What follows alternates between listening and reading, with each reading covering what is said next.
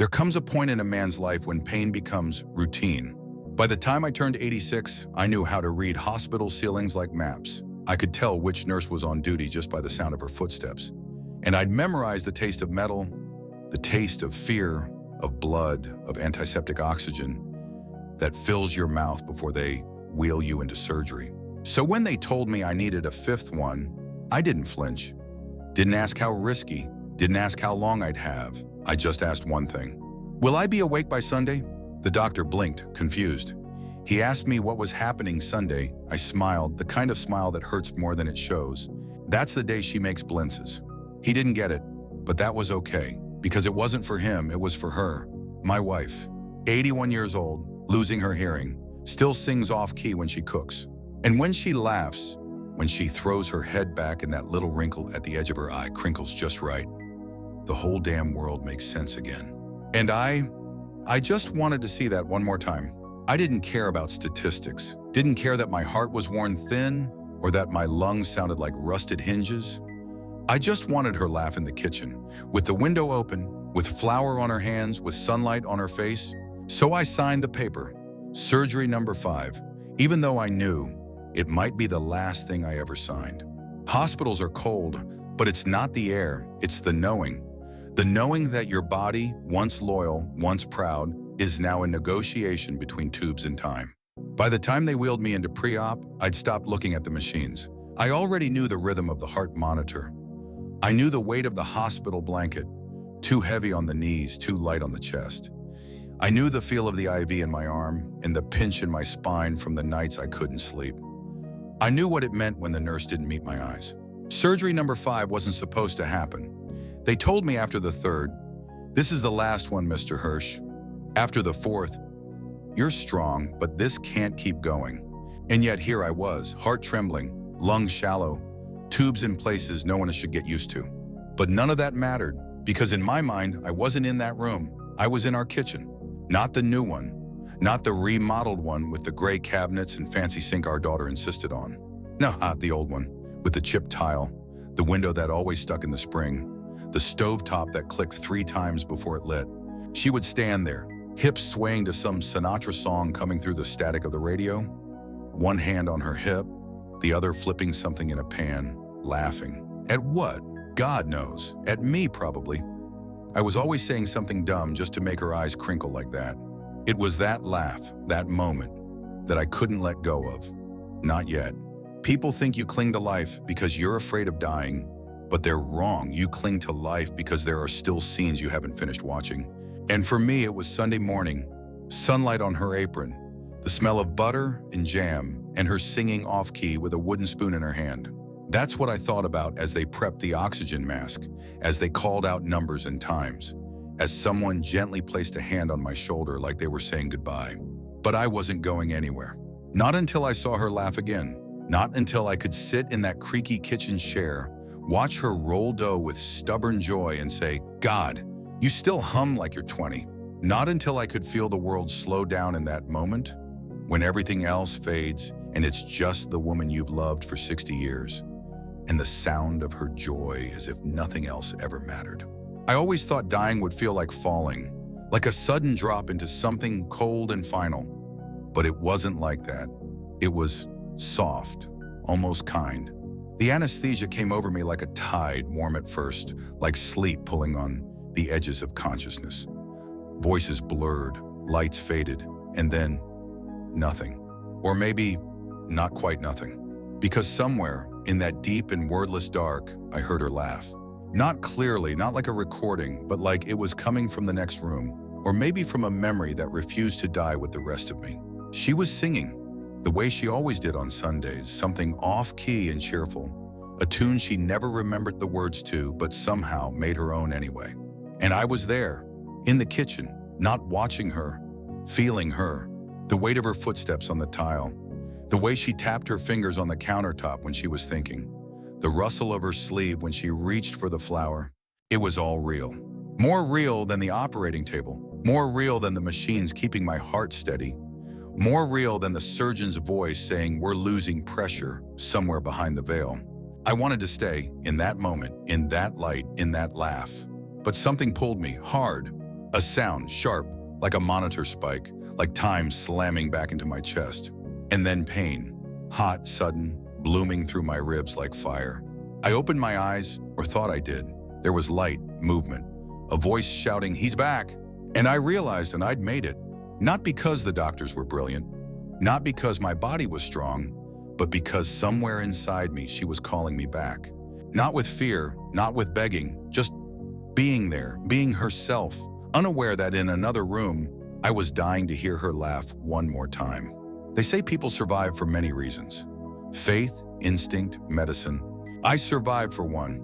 To see her standing in that kitchen again, sunlight in her silver hair, barefoot on the cold tile, laughing at something I'd said without thinking. And when the nurse leaned in and said, "You're lucky, Mr. Hirsch. We nearly lost you," I just nodded.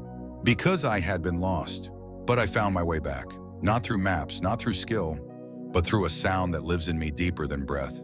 Her laugh. The one thing this old heart still beats for. They kept me in the ICU for 4 days, monitored every heartbeat like it was made of glass. I drifted in and out, not quite dreaming, not quite awake. Pain came in waves, shallow breathing, hands too heavy to lift. I was alive, but not yet living.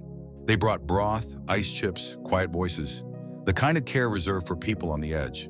And yet all I could think about was the smell of butter on a warm pan, her humming, the squeak of the kitchen drawer that never closed properly. The hospital room had no clock, but I knew when Sunday came. It was something in the light, something in my bones, or maybe something deeper. Memory waking up before the body did. I tried to sit up, failed, tried again. The nurse rushed in. "Easy, Mr. Hirsch, you're not there yet." But she didn't know. I wasn't trying to be strong. I was trying to go home. To the sound of a laugh that could stop time. Rehab started the next week. 2 steps, collapse, 1 fork lifted, tears, because nothing reminds you how mortal you are like a spoon shaking in your hand while your heart wants to fly.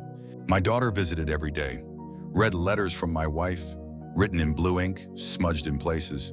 "Don't rush," one said. "There's still jam in the fridge. I'll warm the pan when you're ready."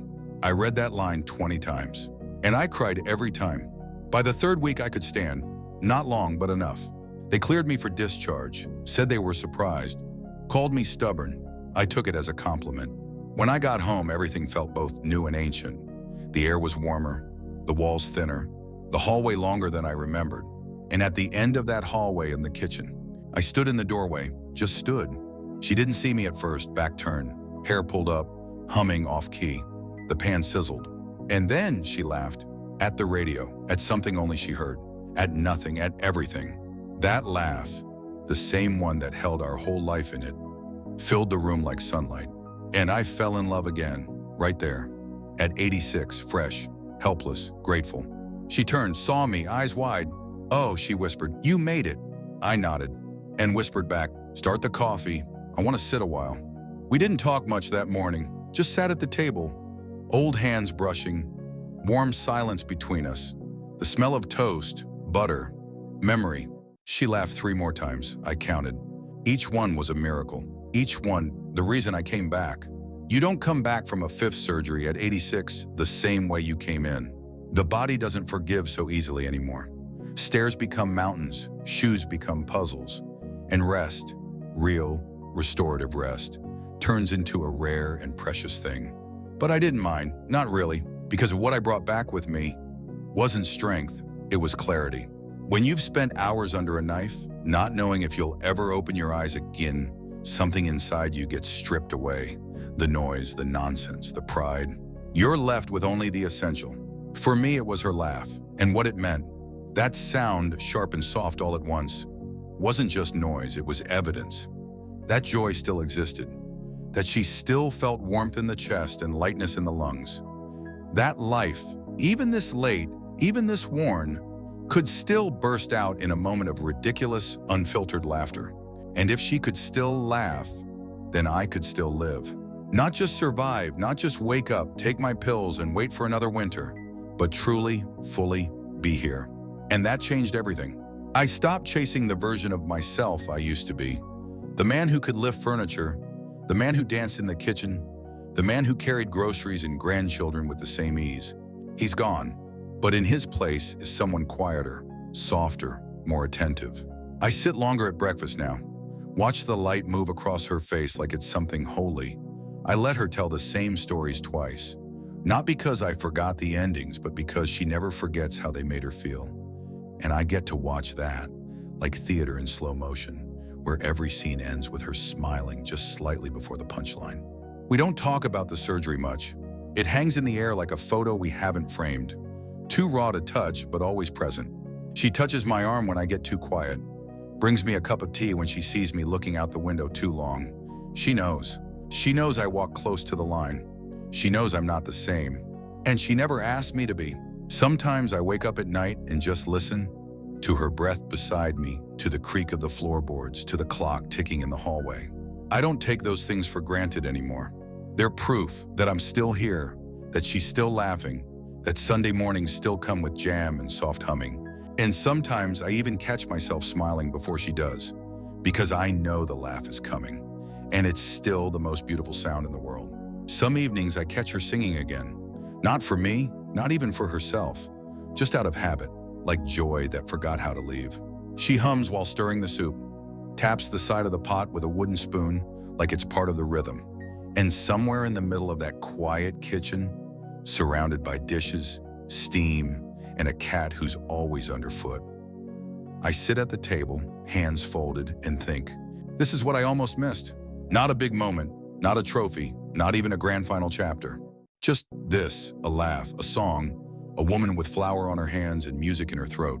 People think a man survives because he's strong, because he's brave, because he's stubborn. But I survive for one reason, to be right here, in this chair, at this table, watching her hum while the radio crackles in the corner.